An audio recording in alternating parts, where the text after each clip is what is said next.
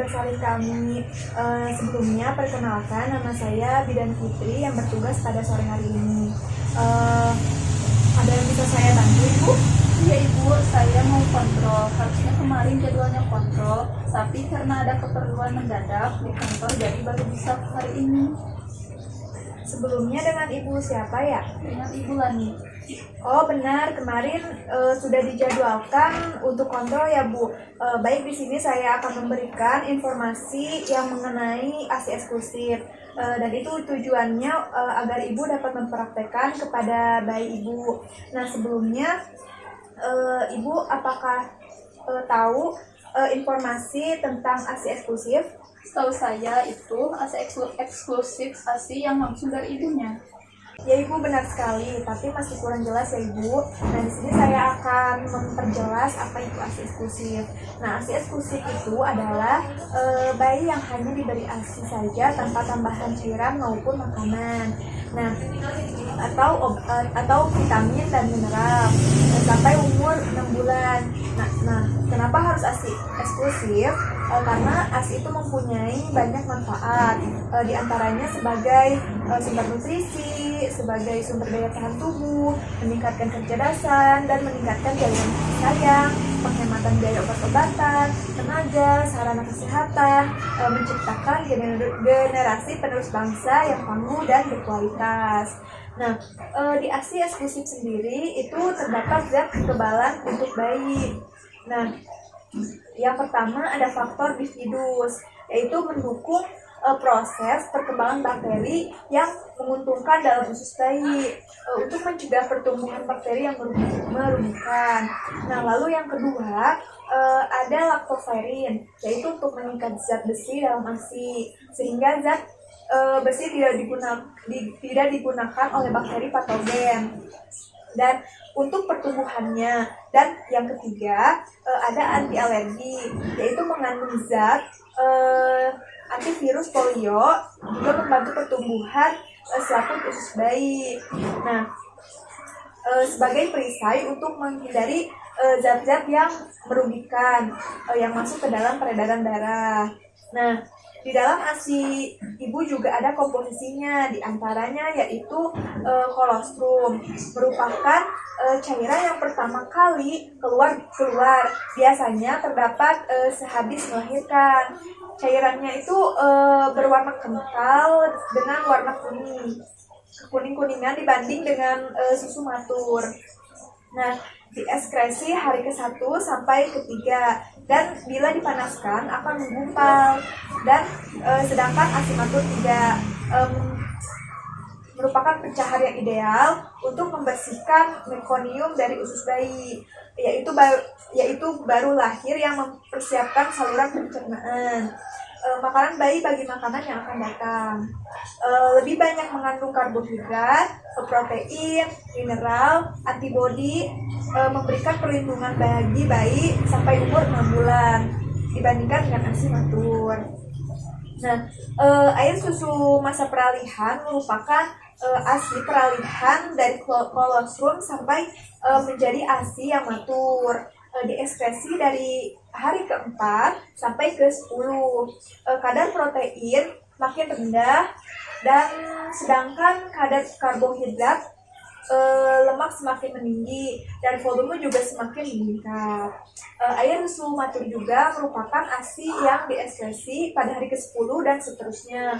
Komposisi relatif konstan, merupakan cairan berwarna putih kekuning-kuningan yang diakibatkan warna dari CA, kasein, riboflavin dan karotein yang terdapat di dalamnya. Tidak juga menggumpal jika dipanaskan. Terdapat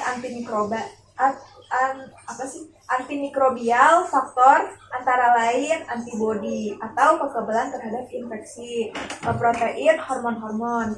Nah Ibu, setiap produksi ASI orang itu kan berbeda-beda ya. Ada yang banyak, ada juga yang sedikit. Nah, saya akan memberikan cara agar produksi ASI Ibu menjadi lebih banyak. Nah, yang pertama itu ada dengan cara bayi menyusu setiap 2 jam selama 10-15 menit. di setiap payudara. Yang kedua, bangunkan bayi, buka baju atau gendong yang membuat rasa gerah pada bayi.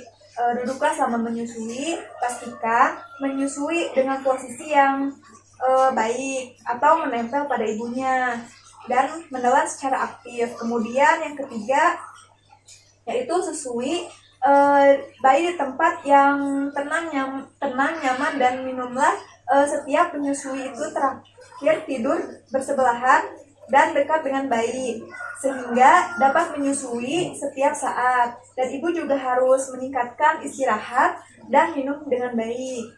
Selanjutnya saya akan memberikan penjelasan mengenai cara pemerasan ASI dengan tangan. Nah, di sini saya sudah menyiapkan poster yang dimana ibu bisa melihatnya secara jelas ya ibu. Nah, di sini ada tata cara memerah ASI dengan tangan. Nah, yang pertama, cuci tangan ibu dengan bersih ya ibu, supaya bakteri yang masuk tidak makin banyak gitu ya ibu.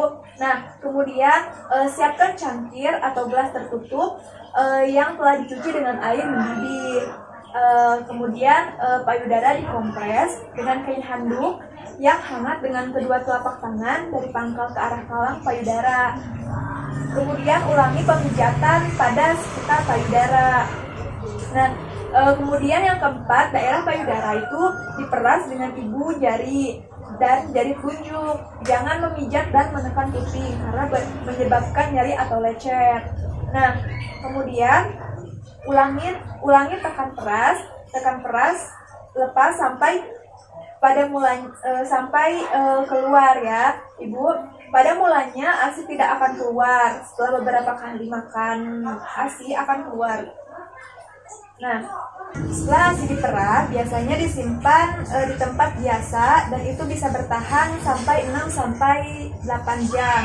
Tapi kalau disimpan di kulkas dengan suhu 4 derajat, itu bisa tahan sekitar 24 jam ya ibu. Tapi jika disimpan di freezer dengan suhu minus 18 derajat Celcius, itu bisa tahan sampai 6 bulan. Nah, sebelum diberikan ke bayi, tidak perlu direbus ya ibu. Nanti zat kekebalan yang ada di ASI itu akan hilang. Cukup didiamkan di suhu kamar atau direndam di wadah dengan isi air panas. Nah, ibu kan sebagai pekerja ya ibu, ASI eksklusif juga bisa dilakukan oleh ibu pekerja dengan cara ibu selama cuti itu ibu hanya memberikan ASI saja. Sebelum masa cuti, ubah pola minum bayi dengan ASI perah. Sebelum berangkat bekerja, susui bayi. Kemudian selama di kantor, perah ASI setiap 3-4 jam. Dan simpan di lemari es dan dibawa pulang. Setelah dihangatkan, diberikan dengan sendok. Seperti itu ya ibu yang saya sampaikan. Apakah ibu sudah mengerti? Baik Bu Bidan, saya mengerti. Baik ibu, jika sudah mengerti, apakah ibu bisa menjelaskan kembali mengenai manfaat ASI ibu? Sebagai sumber nutrisi, lalu sebagai daya tahan tubuh dan meningkatkan kecerdasan. Iya ibu, berarti ibu sudah paham ya yang saya sampaikan. Apakah ada yang perlu ditanyakan ibu? Bu, untuk yang terakhir tadi, kenapa harus menggunakan cangkir ya Bu? Kenapa nggak pakai dot aja ya Bu? Oh baik, gini ya ibu, kalau ibu memberikan ASI lewat dot, itu nanti bayinya akan mengalami mulut bunting. Saran saya, itu lebih baik memakai cangkir dan diberikan memakai sendok seperti itu ibu. Oh begitu, baik Bu. Terima kasih ya ibu telah menyempatkan ke sini. Semoga apa yang saya sampaikan bermanfaat. Baik Bu, kalau begitu saya pamit. Terima kasih ya Bu.